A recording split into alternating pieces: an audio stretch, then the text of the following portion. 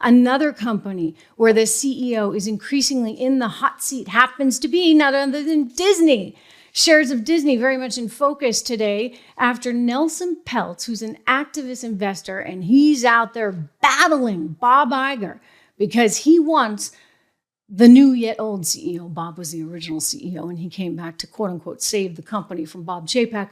Bob Iger is getting a showdown here with Nelson Peltz, who is a billionaire. He runs something called Trian Fund, and he's looking at Disney saying, hey, you know what? I think I see a little opportunity here. I see opportunity because this company, which used to trade at $200 a share, is now trading around $100 a share.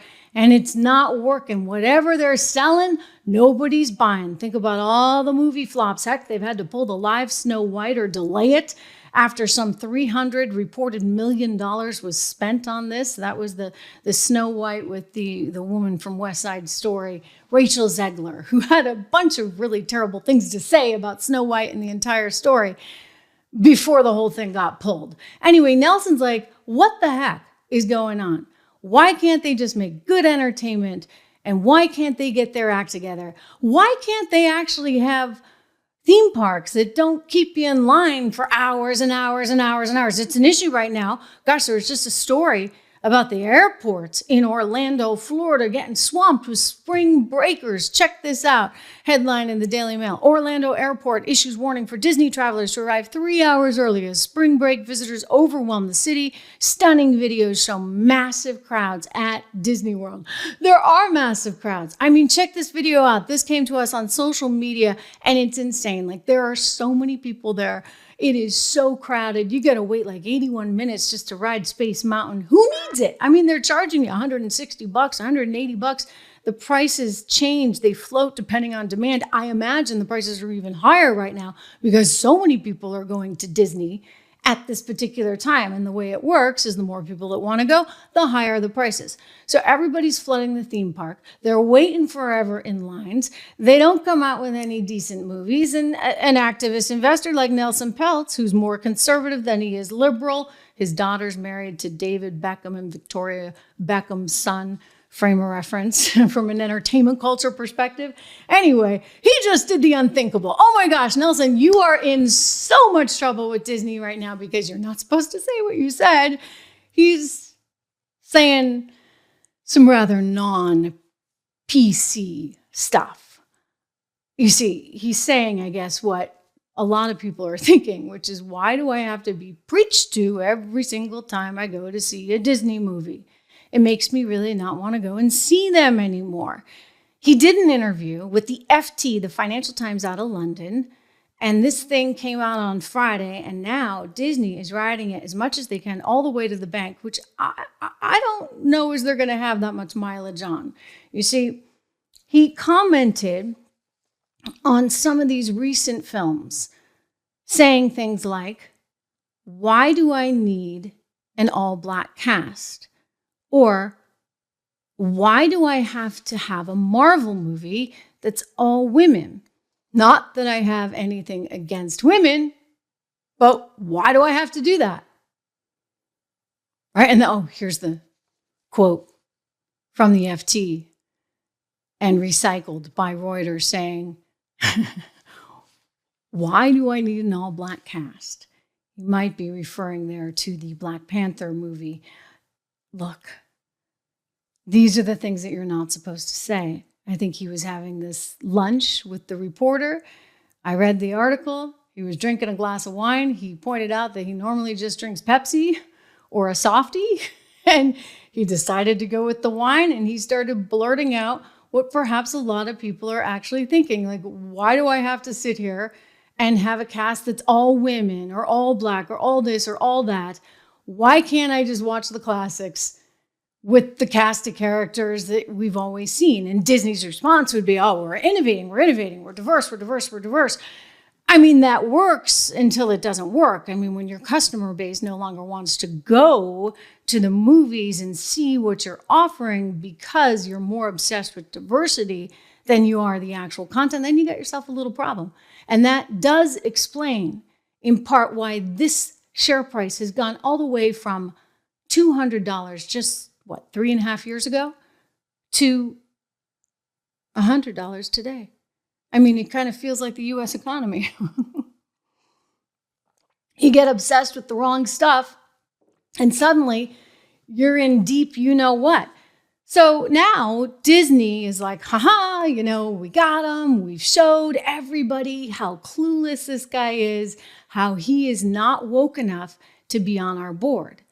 But at the same time, maybe that not woke enough is exactly what you need on your board. When I talk about diversity, and I love diversity, but when I talk about diversity, I don't mean just, okay, we need somebody who's this, that, and the other. I mean, you need people from different viewpoints so you can have a healthy intellectual debate about what it is that you're going to bring forward for programming. Nelson Peltz brings up some good points. Do we always have to be indoctrinating people when they go to the movies?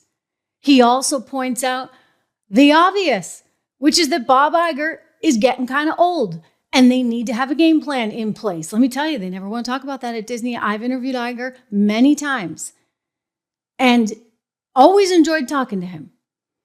But I remember the one sort of hot button, sticky issue that the PR people would call you about and they never wanted you to talk about was his retirement. He never wanted to talk about a succession plan. I think Nelson knows that that's a little bit of a weak, or shall we say, sore spot, certainly a weak spot for the company. You got to have a succession plan because the Bob Chapek stuff didn't go so well. So they have nobody in place to take over for Bob Iger. Nelson Peltz is like, we got to fix that. And by the way, while we're at it, can we stop with the sequels? Like, don't you guys have anything new? Anything new in the pipeline? I mean, how many Frozens can you do? How many Star Wars can you do? Star Wars is a great franchise. I get it. But will it still be when you're so obsessed with wokeness that you have to go and you hire the this, that, and the other director? The one that says, oh, I enjoy making men uncomfortable. And then, I mean, look, Disney, you do you. Good luck with it. As an investor, I'd be pretty skeptical unless Nelson can get in there and turn things around because the wokeness has taken over. I'll tell you, this happens throughout our country, our society, and it's happening all over Wall Street right now. It's a big part of why I started 76 Research with my good friend Rob, who's managed billions for many years, 25 years on Wall Street. And both of us are looking at this going, this is insane. Like, people are not making the right choices for the best opportunities for the future. And we're all about your future, long-term future. Because, Uncle Joe or Uncle Sam is not going to be there. And you got massive inflation that everyone's still dealing with, and I expect will continue to deal with for the foreseeable future, no matter what the Fed says. And so you want to make sure that you're set up. You want to make sure that you have good long-term holdings. And I'll tell you, the time is now. The time is actually yesterday or 10 years ago or whenever. I say this even to new parents. Make sure the first thing you do is you set up some kind of fund. A 529K plan, for example, for your kids so that you're going to be able to pay for college should they want that someday. But make sure you're also taking care of yourself. And so this is a big part of what Rob and I are trying to do at 76research.com. We have model portfolios there based on sort of your appetite for risk and what you're trying to invest in. We have what's called the 76 report, which is more of a macro overall look at things. Does include from time to time some of our picks that are in the model portfolios, 10 to 15 picks in each of those portfolios. But listen, you got to actually be doing your research because you can't rely on your local broker. You can't rely on Uncle Sam. And you've got to be, in my estimation, a little bit of your own champion when it comes to this. And you want to hold good quality stocks for a really long time. That is how you create wealth. It just is. Again, it's not rocket science. I mean, it's kind of rocket science in that you've got to be your own advocate, and that can be hard sometimes. I get it.